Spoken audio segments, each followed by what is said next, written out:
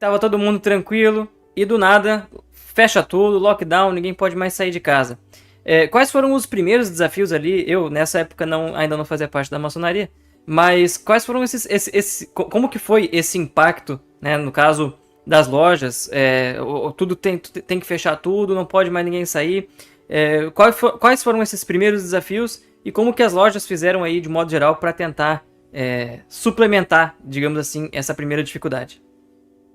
Então, irmão, Guilherme, como você mesmo falou agora, você não era maçom na época ainda, né? Logo que voltaram as atividades das lojas depois desse período de pandemia, né? Eu estava numa sessão e um irmão levantou-se e disse que era uma sessão de iniciação, né? Tínhamos novos irmãos lá começando a trabalhar conosco. Eu estava visitando a loja deles lá. E ele levantou e disse a esses irmãos que estavam chegando: olha, vocês nunca vão saber o impacto da pandemia na maçonaria. O que a maçonaria, o que a pandemia fez com a maçonaria. Vocês nunca vão saber, não vão entender. A gente pode falar o que é, mas vocês não vão entender porque é a vivência, né? Uma instituição como a maçonaria, como outras, né, que existe, mas a maçonaria talvez seja uma onde isso se dá maior grau, né, de relacionamento, onde é necessária a presença, né, onde é necessária a interação entre as pessoas, né.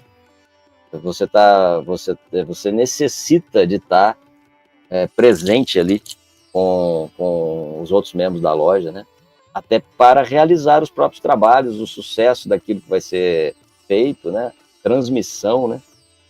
Como uma sociedade iniciática, o ato de ingresso ou de passagem de um grau para o outro é pessoal, né? Então tem que ter ali aqueles que transmitem e o que vai receber, né?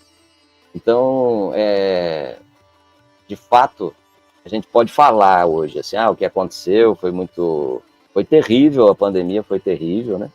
Milhões de mortos aí, enfim, né? Uma experiência humana histórica, né? E a gente espera que as lições possam ser tiradas, né? Que alguém tire as lições, né? Daquilo que viveu nesse período. Mas falando do aspecto maçônico, né? A gente pode falar o que viveu, mas é difícil de quem não viveu realmente entender isso, né? O primeiro impacto nosso foi o impacto de todo mundo, né? O que está acontecendo, né? De certo modo, a gente fez o que os primeiros homens fizeram, a gente voltou para a caverna, né? Para se proteger, como os antigos faziam, né? Para se proteger do raio da chuva forte, do fogo, enfim, do vento.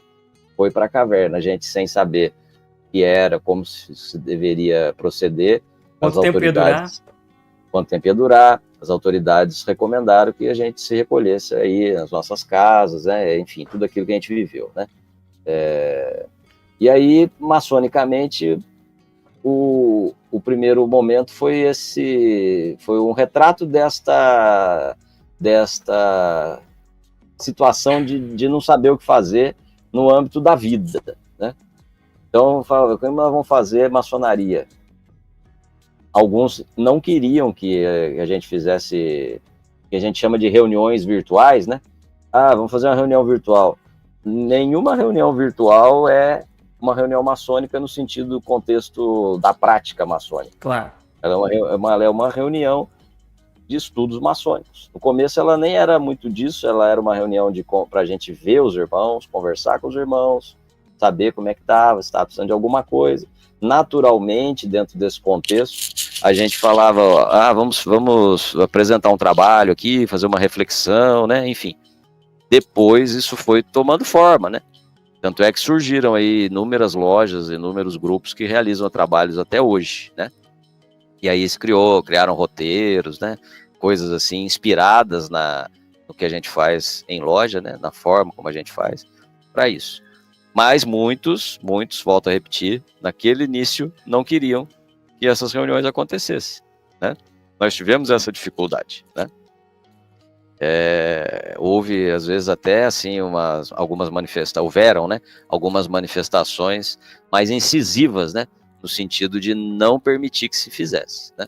Aí a gente foi, naturalmente, lutando com as forças dos argumentos, o tempo foi passando, né, e a gente conseguiu fazer isso funcionar, né. Eu posso falar na minha vivência aqui do Grande Oriente Paulista, né, eu também sou representante da minha loja aqui no Poder Legislativo, né.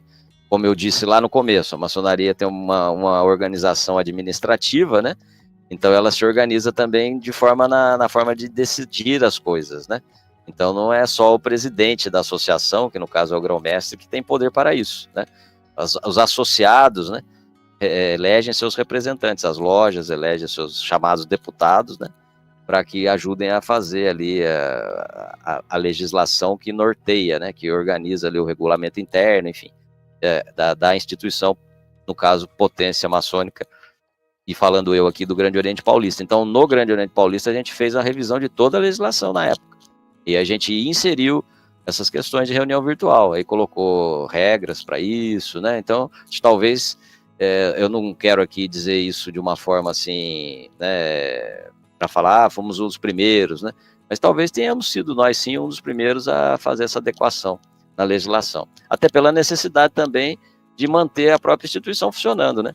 Por conta de decisões que tinham que ser tomadas e tinha que ter o referendo das lojas que tinham seus representantes ali. Então, a primeira dificuldade, né, de fato, foi essa, né? A proibição que se queria fazer, eventualmente, né? Não, e digo isso assim, não foi no caso nosso também, tá? Não houve, nesse sentido do Grande Oriente Paulista, não. A gente via isso conversando com os irmãos, muitas vezes, né, de alguns outros locais, que o pessoal ficava meio receoso, né, com a ferramenta virtual, né, e também aqueles que ficavam na dúvida se iam conseguir usar, se iam conseguir fazer, né, enfim. Esse foi o primeiro momento. É um trabalho que a gente segue fazendo até hoje, né, porque a gente vê que não é também hoje tantos irmãos, cresce, né, a cada dia, né. A prova disso é o seu trabalho aí no seu canal, né.